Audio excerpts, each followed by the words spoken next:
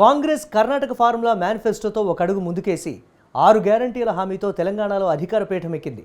అందలం ఎక్కగానే కాంగ్రెస్ ప్రభుత్వం మహిళలకు ఆర్టీసీ ఉచిత ప్రయాణ వరాన్ని కానుకగా ఇచ్చింది.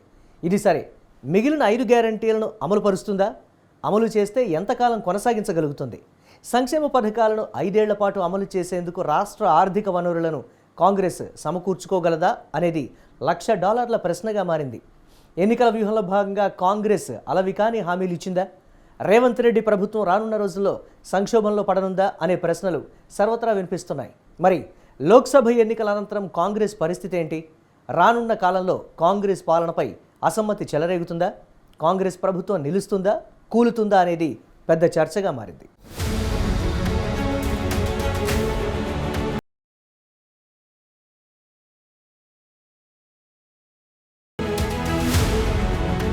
కాంగ్రెస్ అడ్డగోలు హామీలు ఇచ్చిందని, మరో జన్మెత్తినా వాటిని అమలు చేయడం సాధ్యం కాదని మల్కాజ్గిరి బీజేపీ లోక్సభ అభ్యర్థి ఈటెల రాజేందర్ ఒక సమావేశంలో వ్యాఖ్యానించారు. కాంగ్రెస్ హామీలను చూస్తుంటే గత బీఆర్ఎస్ పాలనలో ఆర్థిక మంత్రిగా పనిచేసిన హరీష్ రావు కూడా ఆశ్చర్యాన్ని వ్యక్తం చేస్తున్నారు. కాంగ్రెస్ హామీలు అమలు చేస్తే రాజీనామా చేస్తానని ఛాలెంజ్ చేశారు హరీష్ రావు. అసలు తెలంగాణ రాష్ట్రంలో ఆ స్థాయి పరిస్థితి ఎందుకొచ్చిందో ఆలోచించాల్సిన అవసరం ఉందని ఆర్థిక రాజకీయ నిపుణులు భావిస్తున్నారు. కాంగ్రెస్ హామీలు అమలు జరగాలంటే 2 లక్షల కోట్లు కావాలని, కానీ రాష్ట్రంలో అదనంగా 5,000 కోట్లు కూడా ఖర్చు పెట్టలేని పరిస్థితి ఉందన్నారు బీజేపీ నేతలు. అలాంటప్పుడు కాంగ్రెస్ హామీల అమలు ఎలా సాధ్యమో ఆలోచించాలని బీజేపీ నేతలు ప్రజలనే సూటిగా అడుగుతున్నారు. ప్రజలు ఆలోచించి ఓటు వేయాలని, రాష్ట్ర అభివృద్ధి కేవలం బీజేపీతోనే సాధ్యమని ప్రచారం చేస్తున్నారు.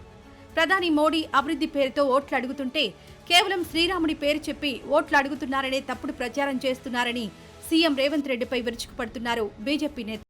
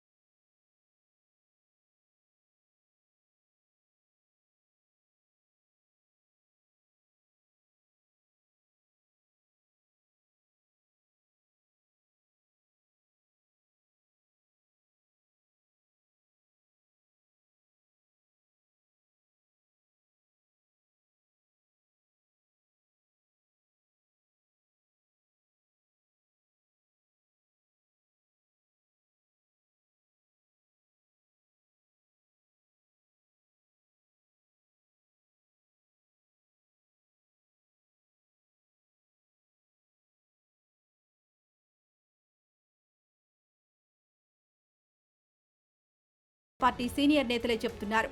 కానీ సీఎం రేవంత్ రెడ్డి రైతు రుణమాఫీని ఆగస్టు 15 కల్లా అమలు చేస్తానని సవాల్ విసిరి రాజీనామాల వరకు రాజకీయాన్ని లాక్కెళ్లారు. ఇదిలా ఉంచితే హస్తం పార్టీ సమయం తీసుకున్నా కూడా ఇచ్చిన హామీలను పూర్తి స్థాయిలో అమలు చేయగలుగుతుందా అంటే ఇంపాసిబుల్ అనే మాట ఎక్కువగా వినిపిస్తుంది. వాస్తవానికి తెలంగాణ ప్రభుత్వ ఖజానా చూస్తే అంత ఆశాజనకంగా లేదన్న విషయం ఇప్పటికే తేటతెల్లమైంది. ఇచ్చినవి 6 హామీలే అయినా వాటిని అమలు చేసేందుకు ఆర్థిక వనరులు ఏమాత్రం ఆశించే స్థాయిలో లేవని ఆర్థిక నిపుణులే స్పష్టంగా చెబుతున్నారు. గత బీఆర్ఎస్ ప్రభుత్వం రాష్ట్రాన్ని అప్పటికే అప్పుల ఊబిలోకి దింపింది. మరి కాంగ్రెస్ ఇచ్చిన హామీలు అమలు చేయడానికి వేల లక్షల కోట్లు ఖర్చవుతాయన్నది వాస్తవం. మరి ఈ నేపథ్యంలో కాంగ్రెస్ కూడా అప్పులు చేసి 6 గ్యారంటీలను అమలు చేస్తుందా? చేస్తే ఎంతకాలం చేస్తుంది అనే ప్రశ్న తలెత్తుతుంది. ఈ క్రమంలో హామీలకు తాము గ్యారంటీ అని చెప్పి మళ్లీ లోక్సభ ఎన్నికల్లో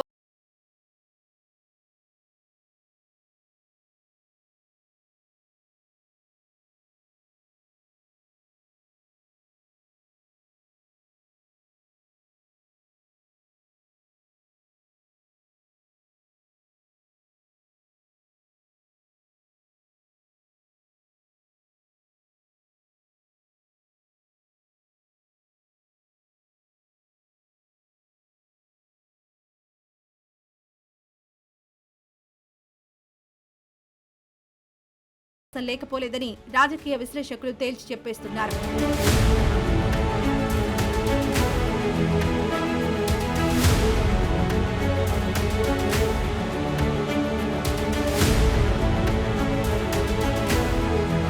మరోవైపు ఆర్టీసీ బస్సుల్లో మహిళలకు ఉచిత బస్సు ప్రయాణం, 500 రూపాయలకే గ్యాస్ సిలిండర్, రైతులకు, కౌలు రైతులకు రైతు భరోసా, 200 యూనిట్ల వరకు విద్యుత్ ఛార్జీల మినహాయింపు, రైతు రుణమాఫీ వంటి భారీ హామీలు హస్తం పార్టీ ముందున్న పెద్ద సవాళ్లు. ఈ హామీలన్నీ కూడా ఖజానాపై భారీ ఎత్తున భారం మోపేవే. వీటిలో ఏ ఒక్క హామీ నెరవేర్చడంలోనైనా కాంగ్రెస్ వెనకడుగు వేస్తే కాంగ్రెస్ ప్రభుత్వంపై తీవ్ర వ్యతిరేకత ఖాయమనే మాట సర్వత్రా వినిపిస్తోంది.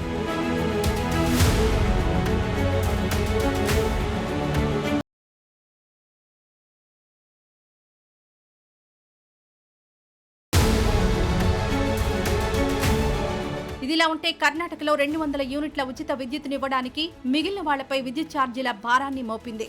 ఇదే పరిస్థితి తెలంగాణ ప్రజలకు ఎదురైతే పరిస్థితి ఎలా ఉంటుందో ఊహించుకోవడం ఏమంత కష్టం కాదు.